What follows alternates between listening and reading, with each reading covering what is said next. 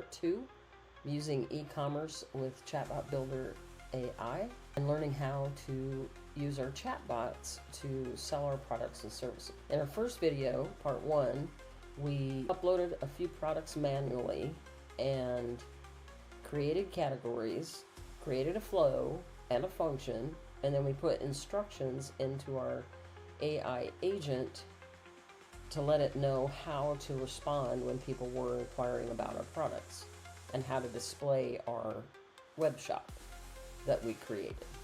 We didn't set up any of our payment processors, so we could only take cash. But in part 2, we're going to show you how to set up those payment processors and take credit cards and PayPal. And we're going to talk more about setting up a web shop with our products and how to display those in different ways. And we're going to create that web shop by uploading multiple products from our Google Sheet. So let's get started. Our e-commerce is in our marketing section. So if we click on that and go down to the e-commerce, this is where we put our products and made our categories, set up our different payment settings. And you notice on the payments, the only thing we had was cash. That's because we didn't set up our PayPal or our Stripe accounts. So we need to integrate those. We'll go back to settings, integrations, and go down to PayPal and click on connect. Now it's going to ask you for a client ID and a secret. One nice thing about Chatbot Builder, if you don't understand something, you can always go over to the assistant and either ask a question with the chat, and they've got great tech support and customer service support, and they will jump on here and answer questions if the bot can't answer them. And they also have a document section that is really robust. If you go in here and search for what you're doing, odds are you're going to find some documents that give you a step-by-step on how to do that. If I go in here and put PayPal, for instance, here's the article on integrating the PayPal payments. So if you click on that, it's going to give you a breakdown of what you do step by step to go into PayPal and get those two client ID and secret numbers that you need to put in here. But I'm going to go ahead and walk you through it. So we're going to click the connect button, and that's what we need. So I need to go over to PayPal. This is my PayPal account. You need to have a business account. Go to business tools. And I found the fastest way on all of these programs. They change constantly. They change how they look. They change where the buttons are. They change what they name things. So use the search options. Use the help and search options when you're in all of these programs, because especially with AI, things are moving so fast. Changes are inevitable. And so go in here. If you don't see what's needed here, which I didn't when I went in today, it's totally changed. And so just type in API credentials.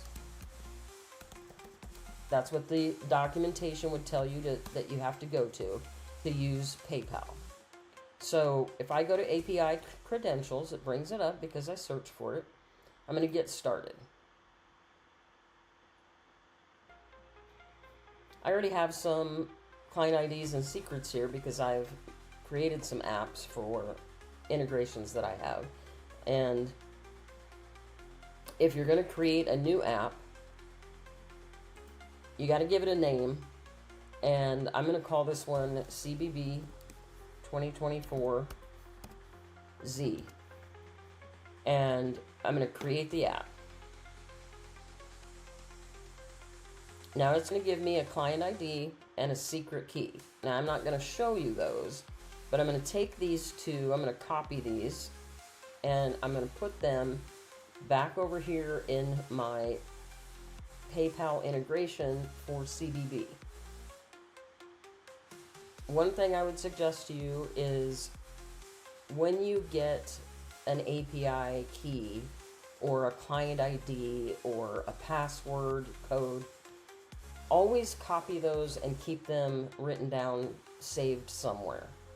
because some programs, once they generate it, you can't go back and look at it. So if you didn't save it, you've got to generate a new key every time you go in. So just get in the habit of doing that when you generate these things in these apps. Keep them secure somewhere so that you can access them if you need to. So I will copy this and go over and connect it to my PayPal. And I'll do the same with the secret. Go over to the PayPal, copy it to the clipboard, paste it in, and then hit continue. Now you see that my PayPal is connected. Now we can close that and go to the Stripe, and we'll connect that. Now I already have an account that I created on Stripe, and I'm gonna go ahead and connect this one. And now you see that it's connected. If you don't already have a Stripe account, then you're gonna have to go in and create that. And there's a lot of things that you have to set up in here. I do have videos that I've created and uploaded on how to set up your PayPal business account and how to set up your Stripe account, how to make these payment links and invoices and create these different things on these platforms. But the best thing to do is go in and use the platform tutorials. Go through all the beginner steps. If you've never done it before, take the time, put the time in to get yourself familiar with these platforms, because you're going to be doing a lot of different things on them, and the more you understand about the platform you're using, the easier it's going to be for you to navigate back and forth between all of these programs. But here in the Stripe account, like I said, I already have my Ecotech Social set up in here, and I already have some products that I've created in my Stripe account with pricing, so that I can use those payment links in different places online. So now we can go back to our marketing and check our e-commerce settings. And now when I do payments, you see I have other options. So I can use a card and I can use PayPal. Now you notice a couple of other ones here, and those are primarily international payment processors. But in the United States, we can do the Stripe for the cards and PayPal as a payment option. And so now I have cash, card, or PayPal. And now when they had the cash only, we had them pick it up in the store. But now that I have card and PayPal, I can use delivery, and I can set some shipping information if I want to on delivering my products. You can go down here and put the shipping costs that you want to attach to anything, if you want to put a flat rate in there. But I don't need to do that with the stuff that I'm going to put in here. And these other options for checkout, I'm going to do those in video 3. So stay tuned for part 3 if you want to learn how to do custom checkout pages and flows after the purchase. And I think I'll do those in video 3 because each one of those takes a little bit of time and I don't want these videos to be too long. So let's go back to our marketing section, e-commerce, and let's import products from a Google spreadsheet. If I click on that, you're going to see where you can select a file. But your file, your Google Sheet with your products on it, has to be in the right format to be uploaded and imported. And here's the file that you can get the template. Go down here to my zip files and click on that, and it's going to create a folder with those templates in it. Now this is the short form. Just name, price, category, short description, and image. So this is the format that CBB wants your spreadsheet to be in to import data. Now they have another one if you want to get more detailed. This one has a few more options to it. So you could use this one if you have more options in your titles and your categories. But I'm going to stick with just the basic. So we're going to go look at our Google Sheet and make sure that it has name, price, category, short description, and image. So I already have a spreadsheet that has my merch in it, and I set it up: name, price, category, short description, and image. Now it's not the actual image, but it's the image link. And this is, we're going to talk about this. It's important that this be online somewhere, accessible, so that when you put this link in, it can go grab that image. This, move me over there for a minute. So these are my mugs. And I've got, I don't know, 40 maybe, 45 different items here that I want to import these products. Now that I have the spreadsheet set up correctly, I can download this file as a comma separated value, which is basically what that other template was. So now that I have a CSV format instead of a Google Sheet format, I'll go get that file. See, it looks just like the template. Same categories. And the name of that is Dynamic Galleries AI Mugs. So when we go back to try and import that file, remember we were doing import products. We got the template and we made our spreadsheet look just like the template, downloaded it as a CSV, and now we can go select that file, Dynamic Galleries AI Mugs. So we're going to select that file and hit continue. And it says 44 products were imported. So now when you see that it imported all of these files, it categorized them as mug, the category mug. And actually, I think our category was mugs. So it created a category mug because in my spreadsheet, this is interesting, I have the category as mug, not mugs. And so if I go back to products, there should be, yes, there's that first mug that I uploaded manually in video 1 in a category mug. So there's only going to be one product in that category. I'll leave these other ones in this category so we know which ones were imported from the spreadsheet. So I didn't plan on that, but that's actually good so we can see the difference. It did create a glassware category as well. So anything that was on the spreadsheet as a category, it actually created that. So now we have all these products in here, prices, category, and now if we go back to our flows and take a look at the shop link, let's see what it looks like. We'll preview it and see what our store looks like.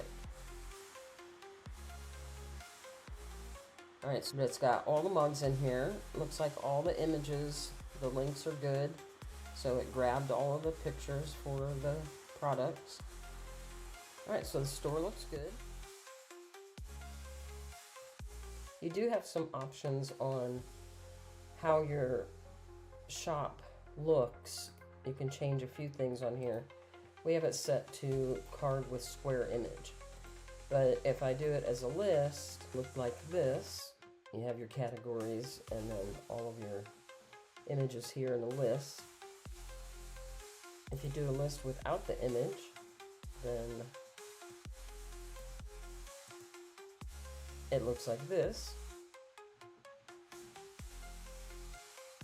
If we choose card, it looks like this. If we have image selected, it looks like this.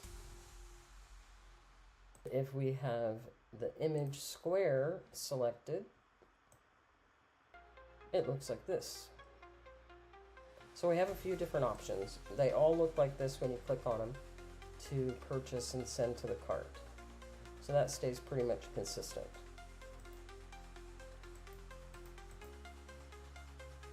If I only want to see the digital products, I can choose that category. If I only want to see mugs. And remember, we put a category mug on the spreadsheet, but mugs should only have one. Now, this one is not the correct image. You see that's misspelled. So I actually pulled an old image that I did incorrectly the first time on this class. So I'm going to show you how to change that manually. So if you need to change out the picture or add pictures to it, we'll go back and do that now. So we're going to make sure this stays on the card with the square image. I like that one. And let's go back to our products. And let's find, that was glassware, right? The rocks glass, right? So this image is incorrect. Let's go to Printify. There it is. All right, that's the one I want. So copy image address. Go back to, and we'll go back to add image from link. Paste. Continue.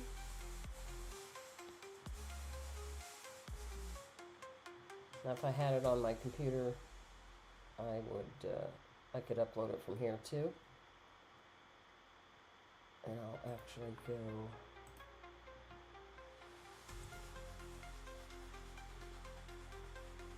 if I preview it.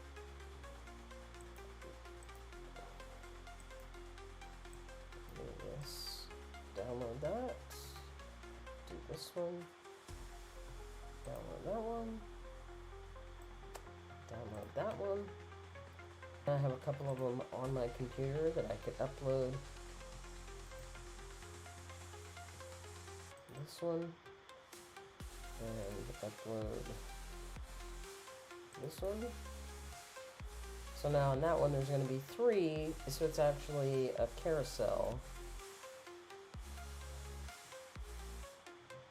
Save that. And I also need to change the price because the price is wrong on that. So I'll click save.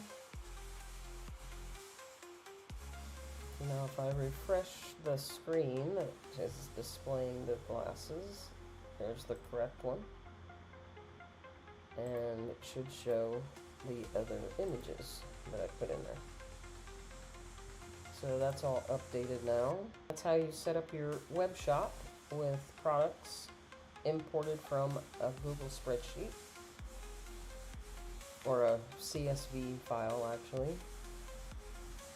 Pretty easy to set up. Now that we have our credit cards available to us in our PayPal, if we add this to the cart, and then we go look at our cart, I've got one item in there. Proceed to the checkout.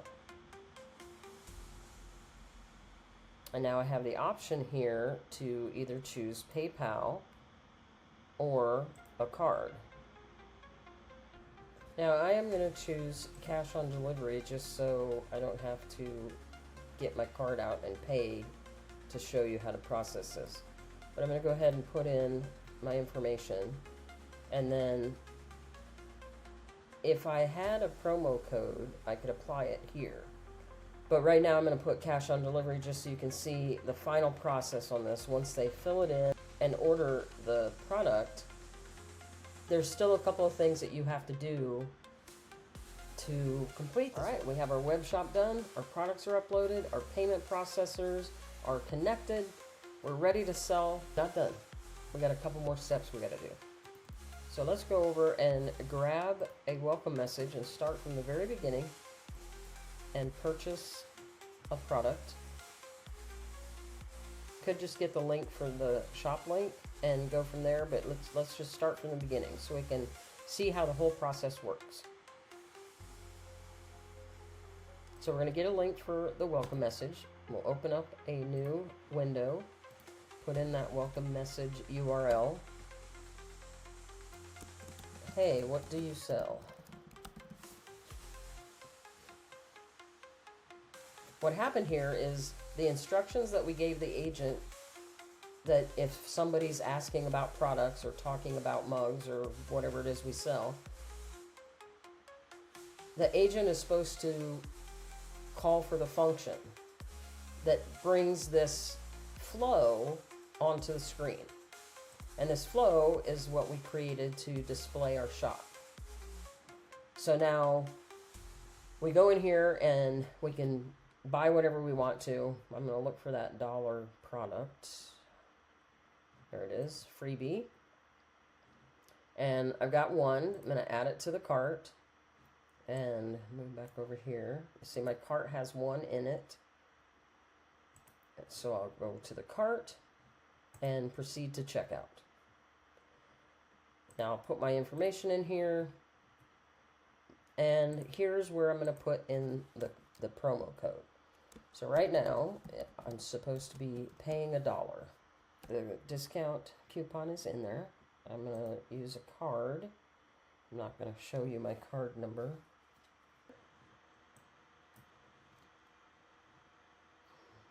And then it says, thanks for your order.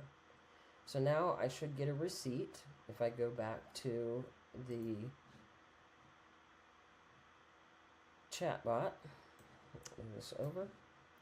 Thank you for your order. It's giving me the receipt here. Basically didn't charge me anything. But now what I would have to do if this was an actual order, let's go to the inbox. Look at our interactions with the chatbot here.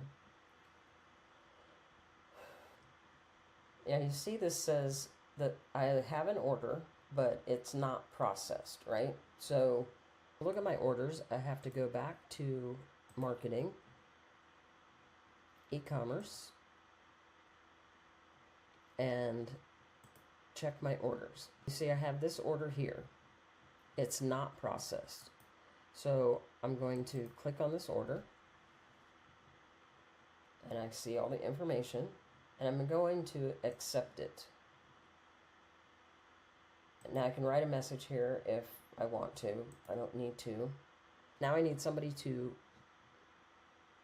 get it packaged up and deliver it if it's something that I need to ship. I would click on the delivering, and if I needed to do a message, I could update the order status and put a message. When I'm done, I hit conclude, and now the status is completed.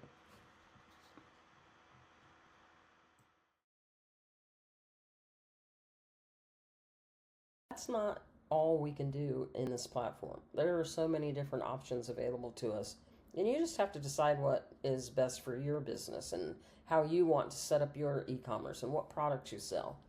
That's all going to make a difference in how you use this platform. I hope this was helpful for you and shows you how easy it is to set up e-commerce in your CBB chatbot. And it's pretty seamless where your customer's in there having a conversation. You can have products that are recommended and shown to the customer and they can purchase right inside the chatbot. But there's other things we can do too. In part 3, I'll talk more about some advanced features, how to set up automation so you don't have to manually finish that order. We can have triggers set that automatically do some of those processes. We can also customize it a little more and send our purchase to a checkout page that's either a Stripe landing page that we've created, or our Shopify store checkout page. There's really not one best way. It's going to depend on you, your business, your product, how you like to sell things, what's going to make sense for you. But the nice thing is there's a lot of different options. So one of the things about business, especially online business, it's a lot of trial and error. There are so many different ways to do everything. So you have to get in there, pick one. Like go in there and put one product up, or create a web shop like we did here in part 2. And see how that works for you. See what you like about it. See what you need to change about it. And then the nice thing is there's a lot of ways to go in and change that and make it different. You can automate things. You can set up triggers. You can send your checkout page to your Shopify store or your Stripe landing page. You can create flows that have a link that you send to somebody that just is for one product, and customize that card for the product. There's so many different ways to do it. So in part 3, I'll talk a little bit about some of those more advanced options that we have, and set up some triggers, set up some automations, make some coupons, use third-party checkout pages, customize your thank you pages, and we'll do a little bit more of the advanced stuff. But I hope this was helpful in part 2 of showing you how to upload multiple products into your web shop and setting up your payment processors. So get out there and get your products uploaded, get them into your chatbot, make a web shop, start selling your stuff through the CBB platform, and let me know how it's working for you. And as always, if you have any comments or suggestions, please put them in the comments below. Would love a like and subscribe if this was helpful for you, and I'll see you in the next one.